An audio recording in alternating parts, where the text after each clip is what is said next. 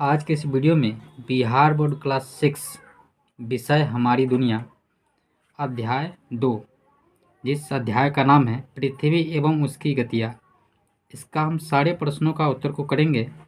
तो चलिए वीडियो को स्टार्ट करते हैं। पहला क्वेश्चन है सही विकल्प को चुनें। यानी इसमें हमको 4 को ऑप्शन दिया रहेगा। इस 4 ऑप्शन में से किसी एक ऑप्शन को हमको चूज करना है जो सही आंसर होगा। तो पहला क्वेश्चन का 1 नंबर है समदिवा रात्रि होते हैं। तो समदिवा रात्रि जो होता है वो होता है आपका 21 मार्च और 23 सितंबर को। इसका जो आंसर हो जाएगा ये हो जाएगा 21 मार्च एवं 23 सितंबर, यानी ग हो जाएगा। 2 है सबसे बड़ा दिन होता है। तो सबसे बड़ा दिन जो होता है वो आपका 21 जून को होता है। तो यहाँ पे इसका आंसर जो हो जाएगा 2 का क हो जाएगा। ठीक है। उसके बाद 3 का जो है पृथ्वी अपने अक्ष पर झुकी है। तो पृथ्वी जो है अपने अक्ष पर कितने डिग्री पर झुकी है? तो पृथ्वी अपने अक्ष पर 23.5 डिग्री झुकी हुई है। तो 3 का घ हो जाएगा। उसके बाद 4 है शीतोष्ण कटिबंध में क्या होता है, हमको आगे बताना है। तो जो शीतोष्ण कटिबंध होता है वहाँ पे अधिक ठंड एवं कम गर्मी पड़ती है। तो 4 का क्या हो जाएगा? घ हो जाएगा। उसके बाद 5 नंबर जो क्वेश्चन है यहाँ पे लिखा हुआ है जहाँ सालों भर गर्मी पड़ती है वह क्षेत्र क्या कहलाता है। तो जहाँ सालों भर गर्मी पड़ती है वह क्षेत्र जो है उष्णकटिबंध कहलाता है। तो 5 का क्या हो जाएगा? ख हो जाएगा।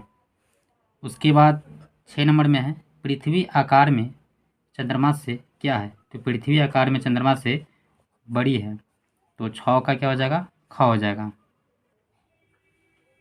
उसके बाद 7 नंबर में है चांद पर पहुंचने वाले पहले व्यक्ति कौन थे। तो जो चांद पर पहुंचने वाले पहले व्यक्ति थे वह थे आपका नील आर्मस्ट्रांग। ये आपका अमेरिकन के निवासी थे। अगर वही पूछता कि चांद पर पहुंचने वाले पहले भारतीय व्यक्ति कौन थे तो उसका आंसर हो जाता है राकेश शर्मा। लेकिन यहाँ पे क्या पूछा है कि चांद पर पहुंचने वाले पहले व्यक्ति कौन थे, इसका आंसर हो जाएगा नील आर्मस्ट्रांग। उसके बाद क्वेश्चन नंबर 2 है खाली जगहों को भरिए।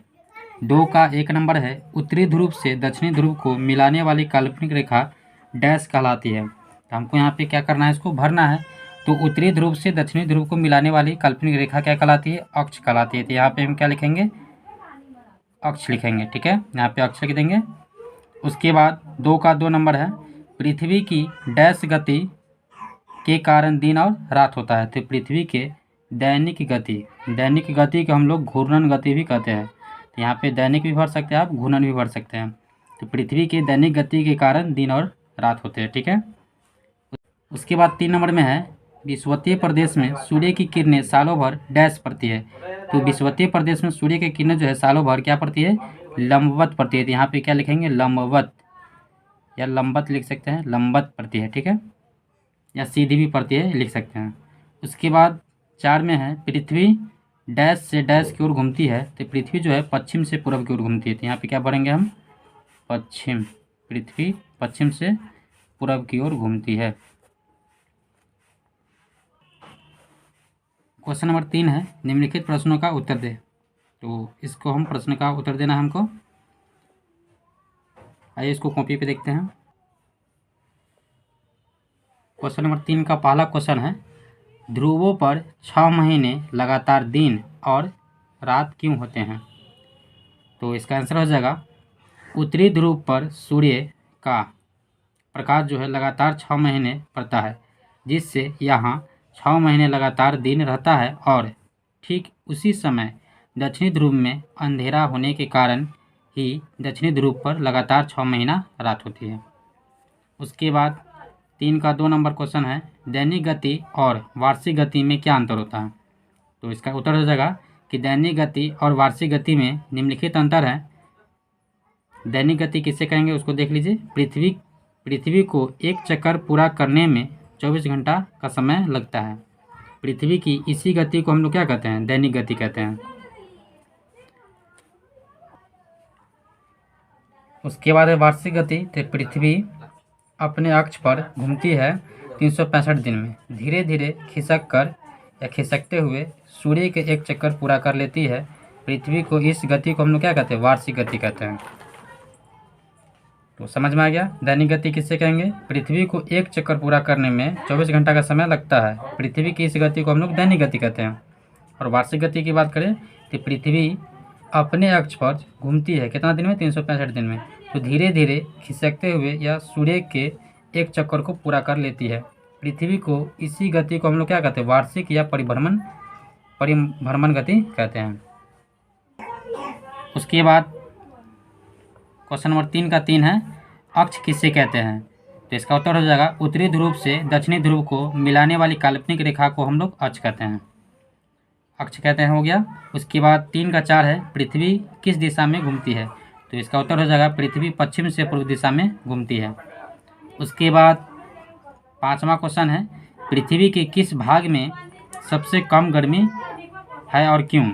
तो इसका उत्तर हो जाएगा पृथ्वी के शीत कटिबंध क्षेत्र में कम गर्मी पड़ती है क्योंकि इस भाग में सूर्य की किरणें अत्यधिक तिरछी पड़ती है। आपको स्वाभाविक है कि जहाँ पे सूर्य की किरण तिरछी पड़ेगी वहाँ पे ठंड अधिक होगा और बड़े हिस्से में फैल जाती है, जिसके कारण इस भाग में कम गर्मी पड़ती है। उसके बाद 6ठा क्वेश्चन है, पृथ्वी पर कितने कटिबंध है? कटिबंधों में सूर्य के प्रकाश की क्या स्थिति होती है? तो इसका उत्तर हो जाएगा पृथ्वी पर 2 कटिबंध है, शीतोष्ण कटिबंध और उष्ण कटिबंध। शीतोष्ण कटिबंध के बारे में थोड़ा सा जान लीजिए। इस कटिबंध में सूर्य की किरणें अत्यधिक तिरछी पड़ती है और उष्ण कटिबंध में इस कटिबंध में सूर्य की किरणें लगभग हमेशा सीधी पड़ती है। समझ में आ गया। उसके बाद क्वेश्चन नंबर 4 है, पता कीजिए।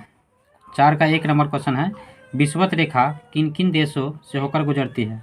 इसका आंसर हो जाएगा Brazil, Kenya, Indonesia, Uganda, Gabon, Somalia, Congo गणराज्य, इक्वाडोर, कोलंबिया से होकर विषुवत रेखा गुजरती है। उसके बाद 4 का 2 है, शीत कटिबंध में स्थित कुछ देशों का नाम बताइए। तो शीत कटिबंध में स्थित कुछ देश का नाम निम्न है। पहला है जर्मनी, फिनलैंड, रूस, डेनमार्क, नॉर्वे, कनाडा, स्वीडन इत्यादि। उसके बाद 4 का 3 नंबर पूछा है। 3 नंबर क्वेश्चन है कि शीतोष्ण कटिबंध में स्थित कुछ देश का नाम बताइए। तो शीतोष्ण कटिबंध में स्थित कुछ देश निम्नलिखित हैं: जापान, कनाडा, उत्तरी अफ्रीका, अमेरिका, भारत इत्यादि। क्वेश्चन नंबर 5 है, दिए गए चित्र में सही स्थान पर कटिबंध का नाम लिखें। तो ये जो है हमारा पृथ्वी है। इस पे मुख्यतः ऐसे 2 ही कटिबंध पाया जाता है, उष्ण कटिबंध और समशीतोष्ण कटिबंध। लेकिन ऐसे आप देख सकते हैं कि इसमें 3 कटिबंध को दिया गया है। तो जानेंगे कौन कौन सा कटिबंध है। तो ये जो कटिबंध है आपको 0 डिग्री से 23.5 डिग्री उत्तर, इसको हम उष्ण कटिबंध बोलते हैं। ये 0 डिग्री से लेकर 23.5 डिग्री दक्षिण जो है इसको उष्ण कटिबंध इसको भी बोला जाता है। ये आपका 0 से 23.5 डिग्री उत्तर होता है, ये 0 से 23.5 डिग्री दक्षिण होता है। उसके बाद 23.5 डिग्री से 66.5 डिग्री उत्तर का जो कटिबंध होता है उसको हम उत्तर समशीतोष्ण कटिबंध बोलते हैं। और 66.5 डिग्री उत्तर से उत्तरी ध्रुव तक का जो कटिबंध होता है उसको उत्तर शीत कटिबंध बोला जाता है। और उसके बाद देख लीजिए यहाँ पे 23.5 डिग्री दक्षिण से लेकर 66 डिग्री दक्षिण का जो कटिबंध होता है उसको दक्षिणी समशीतोष्ण कटिबंध बोलते हैं। और 66.5 डिग्री से लेकर दक्षिणी ध्रुव तक का जो कटिबंध होता है उसको दक्षिणी शीत कटिबंध बोलते हैं। तो दोस्तों इस प्रकार हम सारे प्रश्नों का उत्तर को कर लिए। अब इसके नेक्स्ट वीडियो में हम अगले पार्ट का प्रश्न उत्तर को करेंगे। तो अगर मेरा वीडियो अच्छा लगता है तो मेरे वीडियो को लाइक करें, मेरे चैनल को सब्सक्राइब करें। धन्यवाद।